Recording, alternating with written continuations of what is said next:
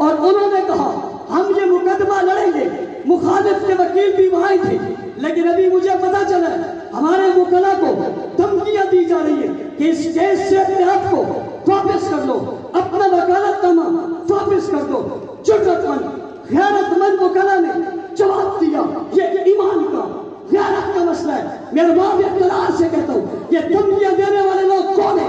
हम कानून हाथ में नहीं लेते, हम अदालत में आए हैं, हमने तैयार दर्ज की है, वरना कोई फैसला फैसल खालिद की तरह वहां भी कर सकता था। मैं गुलशन अदीब के जवानों को, उलमाओं को खराज तहसीन पेश करता हूँ, जिन्होंने कानून को हाथ में नहीं लिया बल्कि कानून का सहारा लेते हुए उनने तैयार दर्ज की है। मैं सिंध भर की हुकूमत से कहना चाहता हूँ, जिसे जो इस वक्त मदहोश है उसे पता ही नहीं क्या हुआ, उसे पता तब चलेगा। कोई जनाब जुल्फकार पट्टों पे लानत करेगा, उसे पता तब चलेगा जब कोई बेनजीर पट्टों पे लानत करेगा, नुसरत पट्टों पे लानत करेगा। मुराद अली शाह साहब, तेरी क़यादत पे लानत नहीं हुई है, हमारे साहबा को बुरा कर, तू पग पी के सोया हुआ, तू तब जागेगा जब कुछ हो जाएगा। अरबाब इक़्तिदार तुम्हारा होश बनाना हमें बता रहा है, तुम कहीं बिके हुए हो, तुम किसी और के गुलाम हो, लेकिन याद रखना अगर कहीं तुम बिके हुए हो तो कहीं हम भी बिके हुए। तुमने अगर ईरान के लिए अपने आप को बेच दिया है तो हमने मदीना मुनव्वरा में रसूलुल्लाह के रोजे पे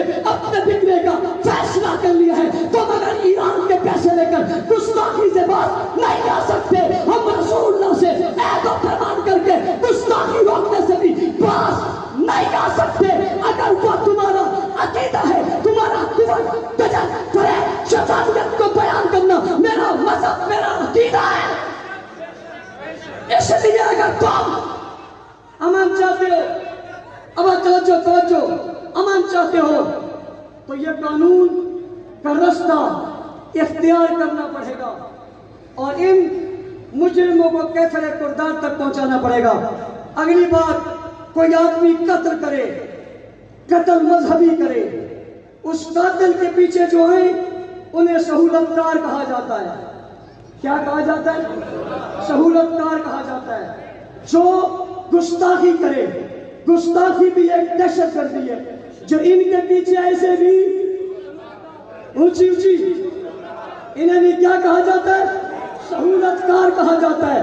दहशतगर्दों के सहूलतकारों, तुम बदअमनी की है और हम ये नहीं चाहते, इसलिए मुल्क को, शहर को बचाना चाहते हैं। अरबाब इक़्तिदार को, इन जिन्नों का मैंने नाम लिया, इन पर इनके जिम्मेदारों को FIR दर्ज भी करनी चाहिए और इन मुजरिमों को गिरफ्तार भी। तकी जाफर नामी शख्स अभी तक गिरफ्तार नहीं हुआ। तवज्जो यार, गिरफ्तार नहीं हुआ। क्या नहीं हुआ? ऊंची तकी जाफर शख्स अभी गिरफ्तार नहीं हुआ। अबू बकर सिद्दीक की तकफीर करने वाला आसिफ रजा अभी गिरफ्तार नहीं हुआ। लाहौर में प्रेस कॉन्फ्रेंस करके नबी की बेटियों की तौहीन करने वाला अभी गिरफ्तार नहीं हुआ। जब नहीं हुआ तो तहरीक जारी रहेगी और उस तहरीक का कल पहला मार्का है। कल क्या है? उस तहरीक का कल क्या है? पहला मार्का है। और उस पहले मार्के के अंदर आपने इतनी कसीर तादाद में आना है, दुश्मन को पता चले ये शहर गुस्ताखों का नहीं, सहाबा के गुलामों का है।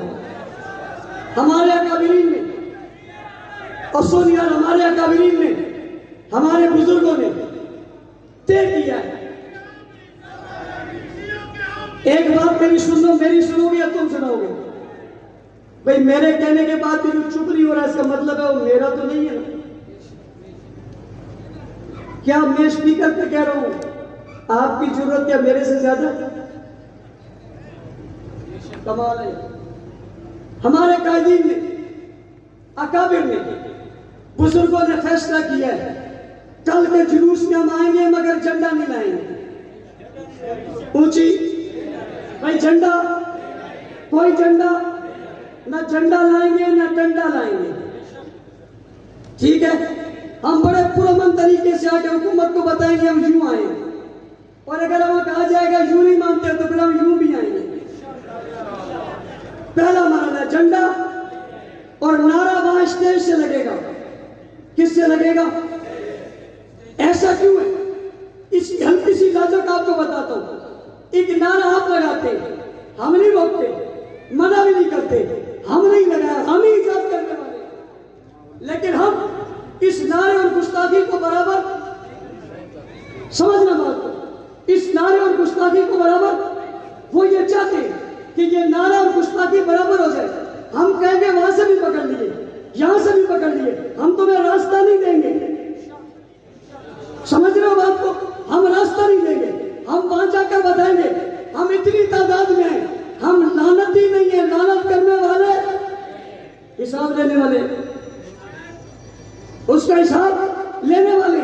लिहाजा कल के इस भरपूर इज्तिमा में आपने साबित करना है नज़्म-ओ-नस्र, इत्तिहाद, इत्तिफाक का आपने मुजाहरा करके अपनी इस एहतजाज और इज्तिमा को, जो कल का इज्तिमा सिर्फ जलसा नहीं होगा, एक बड़ा इज्तिमा होगा, आखिरी हद तक लोग नजर नहीं आएंगे और आपने आज यहाँ जमा होकर भी उसी का सबूत दिया। इंशाअल्लाह उलमा की, खुतबा की, कायदीन की, अकाबिर की गुफ्तगू हम कल ना सुनेंगे। मैं अभी इंतजामिया का भी, अपने दोस्तों का भी और अवामी एक्शन कमेटी, उनके तमाम दोस्तों, हमारे शाह साहब, उनके तमाम रफाका, दोनों यूनिटों, पूरे टाउन के तमाम लोगों को मुबारकबाद पेश करता हूँ।